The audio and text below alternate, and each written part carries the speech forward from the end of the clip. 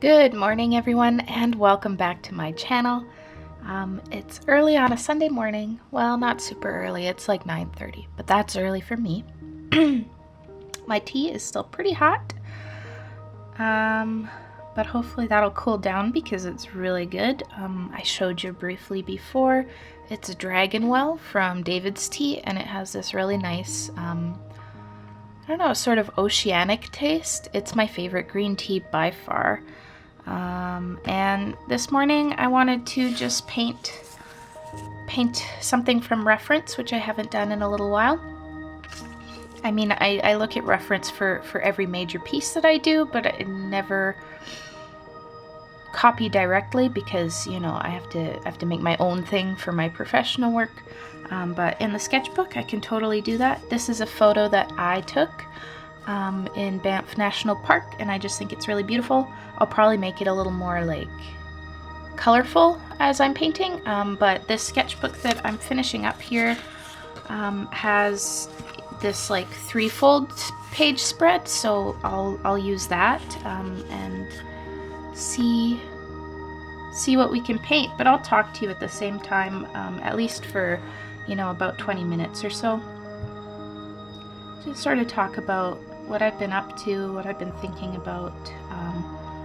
Probably the first thing that's like, I don't know, it was really stressing me out. I think I mentioned it in the comments, not everybody would have seen it, but I lost my little palette of handmade watercolors, which includes stuff by Stone Ground Paint Co., Otokano, and Pfeiffer Art Supply, Redwood Willow, stuff like that. So like it's expensive paint because it's handmade, and I'm buying it like only by the pan and stuff, and I lost it, and I was like, oh my god, this is the worst, like replenishing that collection. And it's not that like I don't have other paint, I do, but I just, those paints have a sort of special place in my mind, you know. I think they're just so,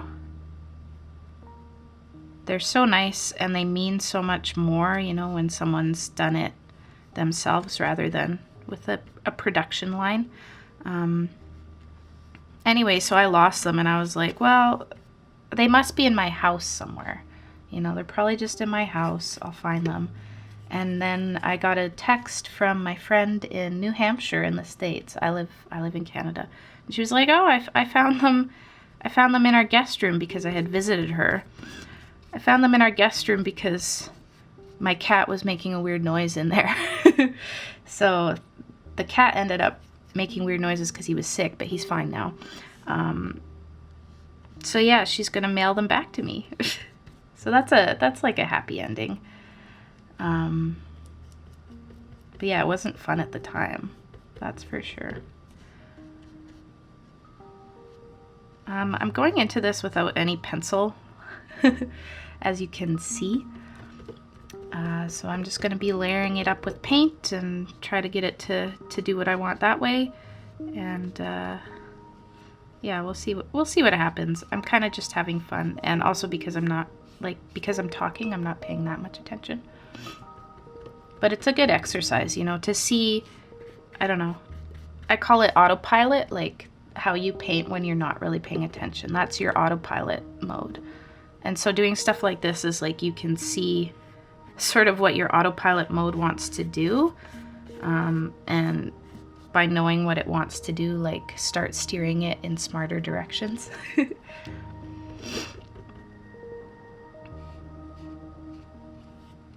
Also, I'm sorry if I'm like a little bit, if I sound a bit congested or like dry.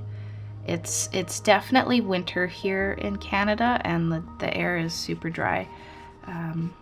It takes me a good few hours every morning to like not sound like this.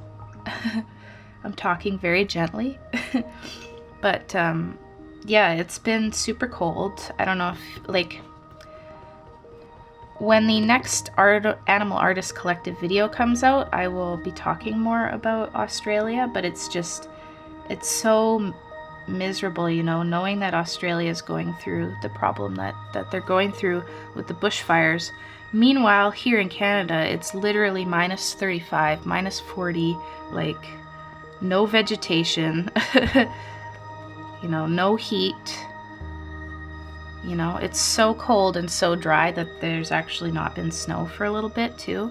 Like there's snow on the ground, but it, you know, you require a certain amount of moisture to create new snow, of course. So,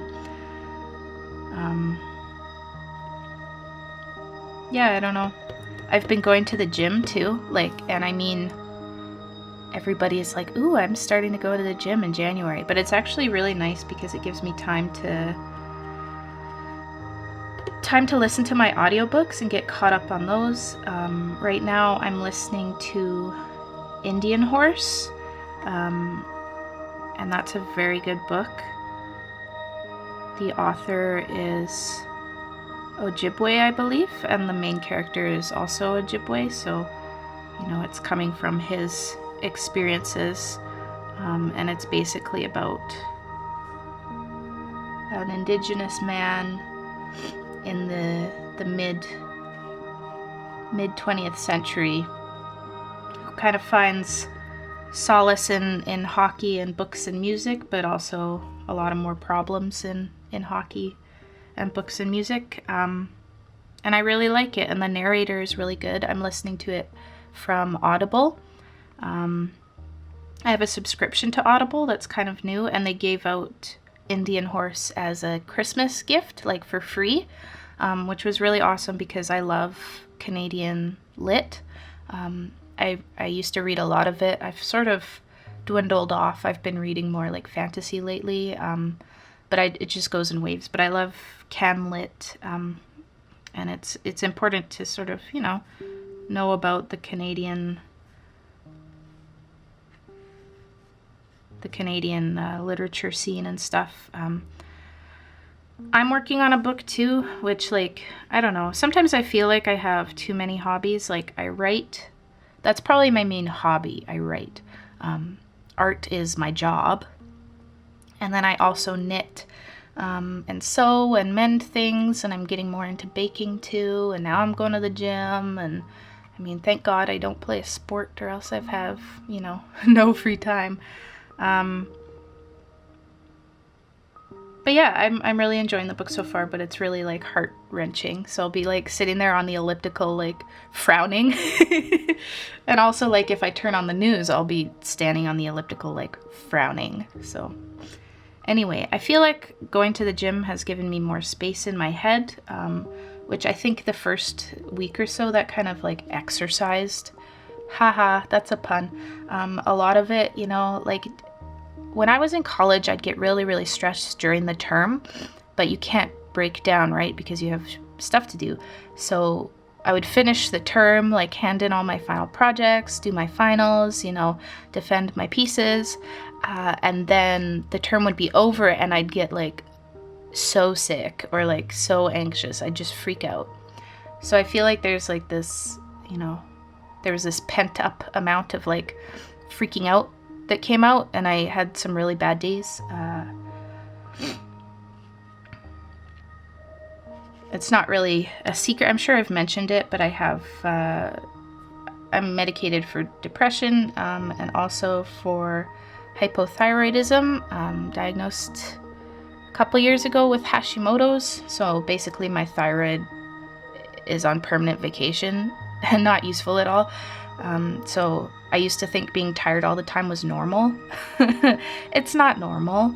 And the exercise has been helping that too. I really wish I had gotten a gym membership before, but there's only 2 places in my town because my town is quite small. And one is mostly like weightlifting and stuff, but the other one has all the sort of cardio machines and a running track and all the stuff that I would be using.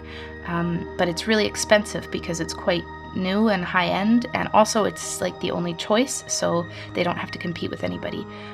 Now that I'm going there, the expense is totally worth it. I totally think that the price is worth it, but it just took me a while to have the financial stability to commit to a year membership, and my boyfriend's going too, so we go and we listen to our audiobooks, and it's great. Sorry I stopped painting for a while there. It was like really using my brain to talk. Let's get some of these darks into the mountain. These aren't like as pink as I wanted them to be. I'll try to get them a little pinker in a bit. But as you can see, I'm just using a big angle brush for most of this. Maybe right at the end I'll switch to a smaller one, but this angle brush I really like it for like big forms. You know, it forces you to think in bigger shapes, so like doing mountains and stuff. So that's why I'm just gonna stick with this guy. This is one of my I don't know, do people still say holy grail or like ride or die? Is that like a YouTube beauty community thing? I used to watch a lot of beauty channels, but I don't know, I was using makeup as like a way to spend money to get gratification. I'm sure some of you sympathize, but I've been wearing less makeup and also feeling less like I have to buy it. But this is my ride or die brush shape. Like, I will always need an angle brush. I feel like you get so much versatility out of it. I don't really use them for watercolor. I use them for washes sometimes, but I'd rather use like an oval mop or something. But for gouache, like, you can't beat an angle brush and a filbert. Like, this is my holy, I don't know. Okay, let's see. Let's grab one more. This is my holy trinity of brushes. The angle brush, the filbert, and just the round. Anyway. Oh, what else can we talk about? If some of you follow me on Instagram, you would have seen that I posted like a couple like little comic pages.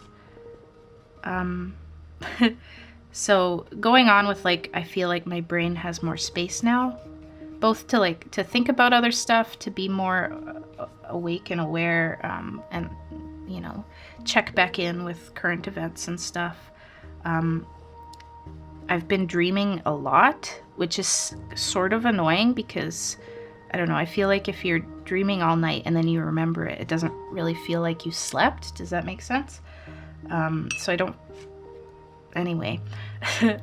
But I've been dreaming, and I had this dream that I found a box full of comics in my old college, and I was reading the comics in the dream, and then when I woke up I could remember the dream, and I knew that like these comics didn't exist, obviously, and I was like, wow, you know, maybe I should draw them and share them with people and see what they think, like see if my brain subconsciously came up with something good.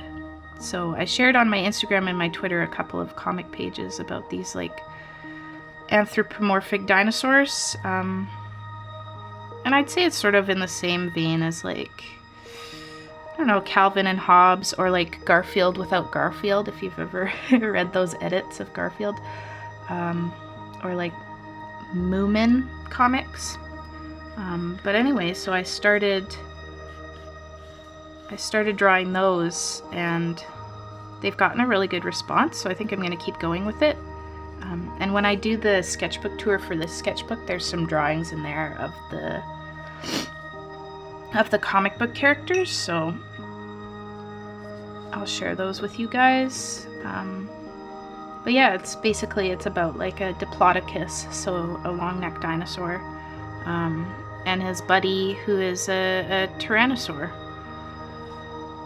He was meant to be a T-Rex, but as I've been drawing him, he's sort of turned into like a Gorgosaurus or an Albertosaurus, which is like a distinction that doesn't really matter. You know, he's just like, he's a cartoon dinosaur. But obviously I work at a dinosaur museum, so that's the sort of stuff that I think about.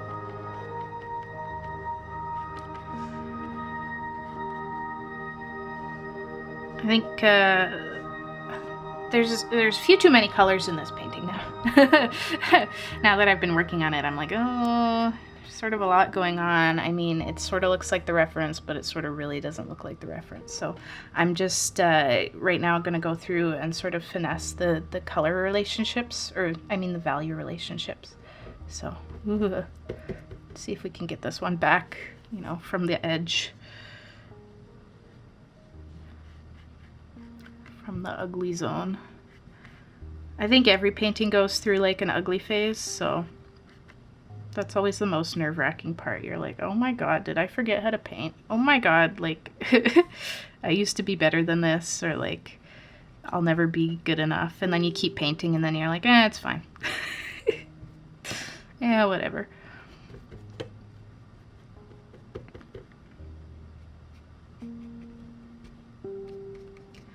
Just gonna darken the sky so that the light areas can pop out more. And I'll start blocking in some of the foliage too, because that's gonna be the darkest part of the painting, because it's the darkest part of the reference. And this is my Bob Ross Happy Little Trees moment. You use the side of the angle brush, and that's how you make the branches.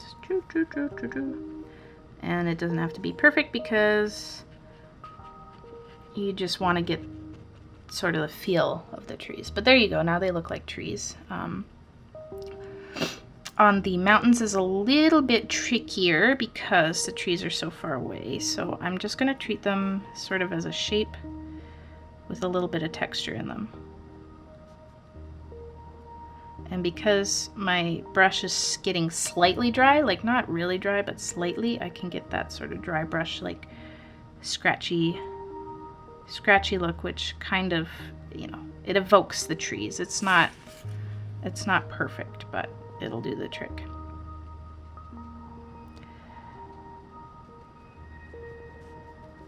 This is Payne's Gray, by the way. This isn't black. Payne's Gray is basically black and phthalo blue. Sometimes a few different blues depending on the brand you get. But it just has more saturation than black. So one of my teachers, several of my teachers actually in college, turned me on to Payne's Gray, and never looked back. Always got to pick it up when I'm at the store, you know, if I'm running out. It's starting to look a little bit more like mountains now. I'm actually going to switch to the filbert for a moment, because I'm going to finesse in a smaller area, just in here.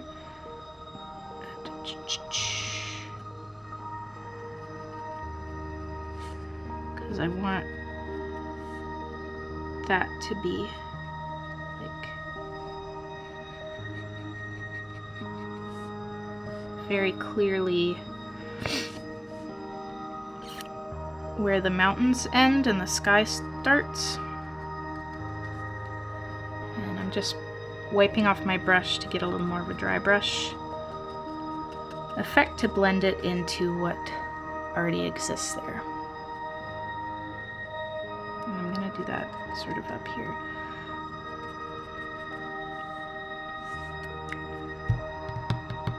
Okay, now I've got to start darkening parts of the mountains and like modeling them. And I think I'm gonna stick with the filbert for that.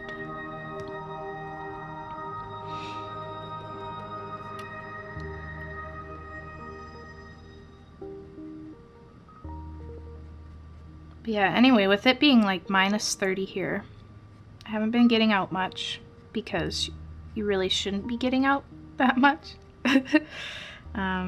Because you can get frostbite within like 10 minutes if you're not dressed properly. There are some people at the museum who still walk and bike to work in, you know, minus 35, minus 40 weather. But they're wearing full-on balaclavas and snowsuits and stuff, so they're doing it safely. They also wear like visibility gear, like reflective vests and stuff, because the road to work is a highway, so they, you know, they have to be careful. And that's like the only road to get there. And if you take there's like some walking paths around, but they're like incredibly icy in the winter. So you can't really take those either. Plus they're longer because they sort of meander through the Badlands a bit, so you would get to work later. Anyway, I do not walk to work. I drive.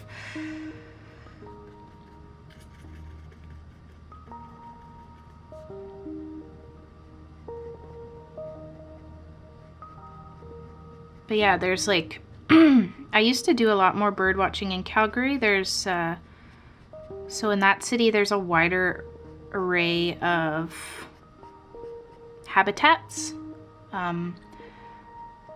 Here in Drumheller, everything's very similar for a fair radius around the town. So like in Calgary, you could drive 20 minutes and be in a wetland, you know, stuff like that. So you could see way more birds. And here, one, because it's so cold, a lot of the birds have migrated. And so you see the same species over and over again, which are just the ones that stayed. And also it's so cold, right? So you don't want to be out there as a human being because it's awful.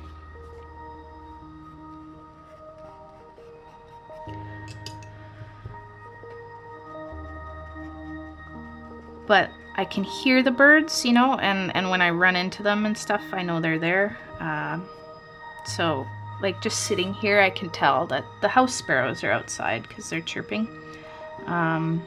Sometimes there will be blue jays, and the other day I heard the blue jay upset.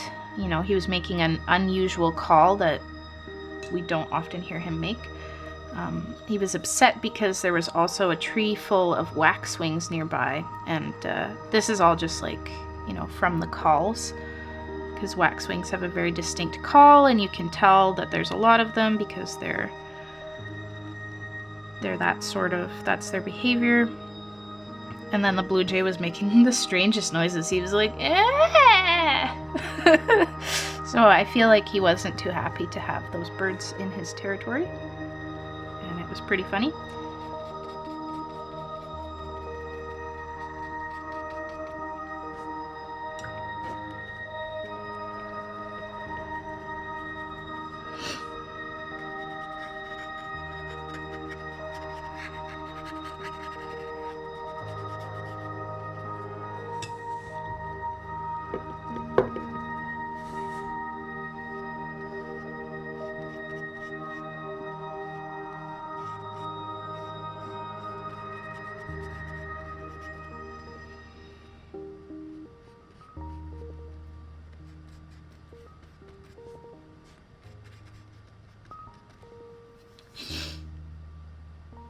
Yeah, it's getting there.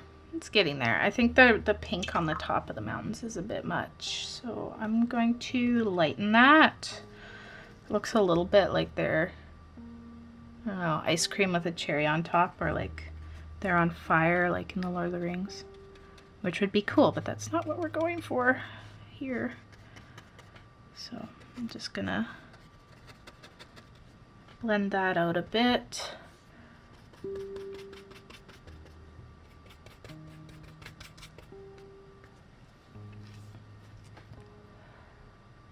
It's getting there, getting there, getting there. I'm going to, like, so in the reference here you can see, and obviously this one's way oranger than what I'm painting. Whatever. So the tops of the mountains totally disappear, which in a photograph works better than in a painting.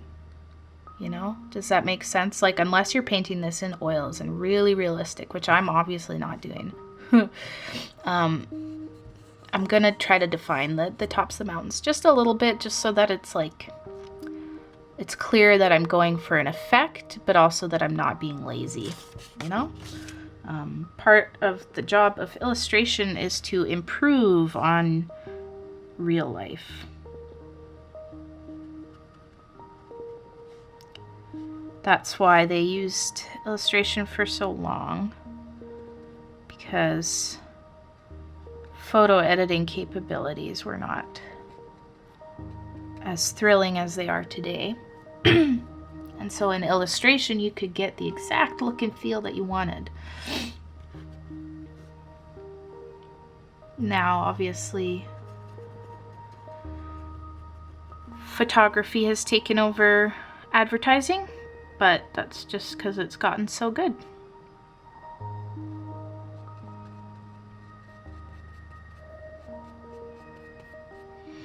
That's referred to as the golden age of illustration, when basically illustration was used for so many things in media.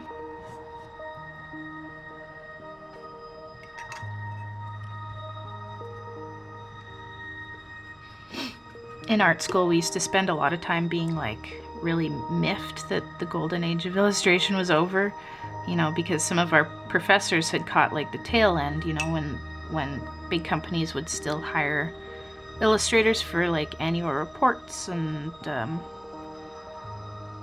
even for ads and stuff like that. And the industry's just changed, right? You have to have multiple skill sets to work in the industry full time, like I do. Like, I mostly do graphic design, not illustration. But when I am doing illustration, I have so many graphic design considerations, you know, to take into account. So, you know, it works out. I was working on I still am working on a job recently, where the client wanted to see if my handwriting would work as the text for the piece.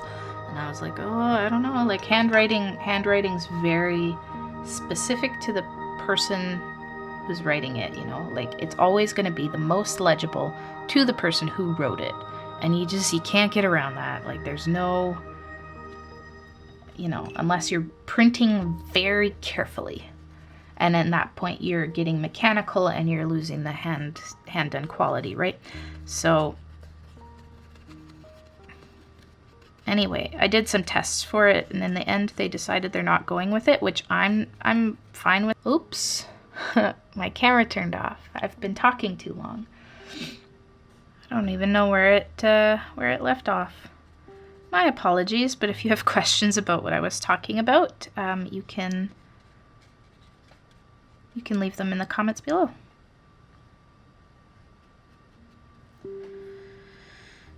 Okay, what next? I mean, for a study, this is pretty okay. I might call it quits soon.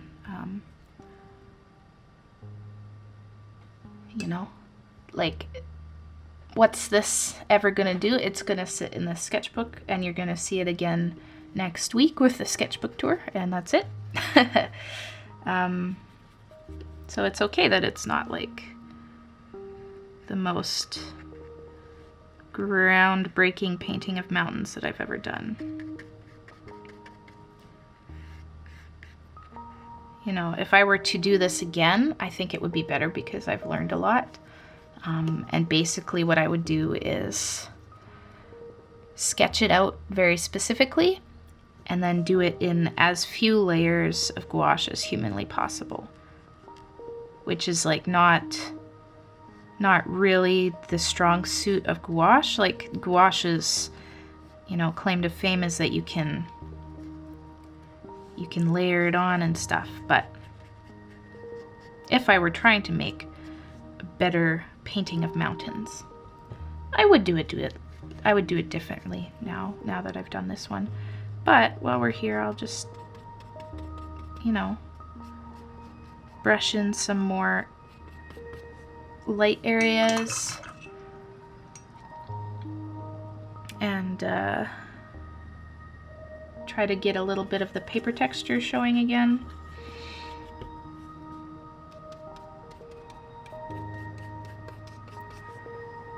And you know what?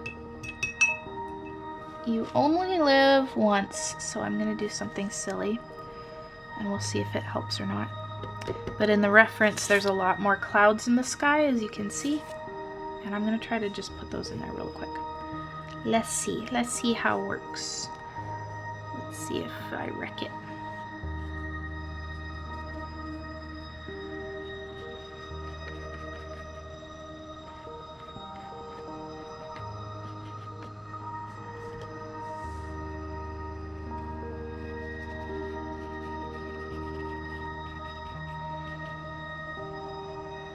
See, now it's more like, ooh, like windy and stuff. And it's also sort of separating the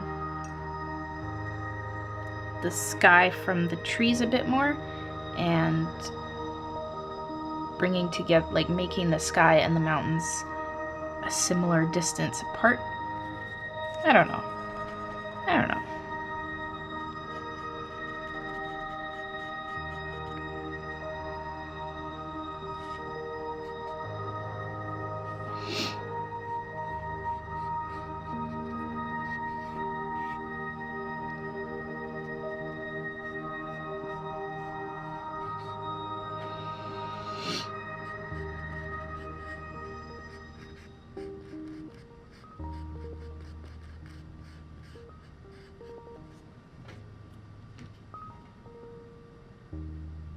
I think it's cool. I'm not gonna do anything with it ever, probably. But that was fun. And I talked at you guys for a while, which I know you like.